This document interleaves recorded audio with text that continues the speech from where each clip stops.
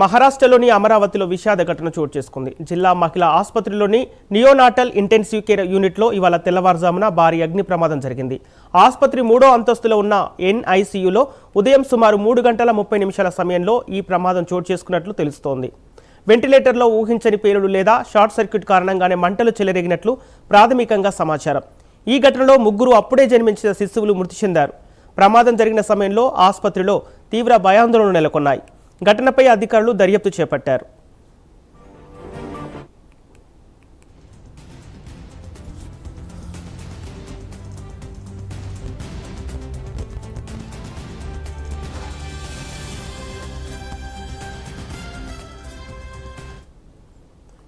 మహారాష్ట్రలోని అమరావతిలో విషాద ఘటన చోటు చేసుకుంది. జిల్లా మహిళా ఆసుపత్రిలోని నియోనాటల్ ఇంటెన్సివ్ కేర్ యూనిట్లో ఇవాళ తెల్లవారుజామున భారీ అగ్ని ప్రమాదం చోటు చేసుకుంది.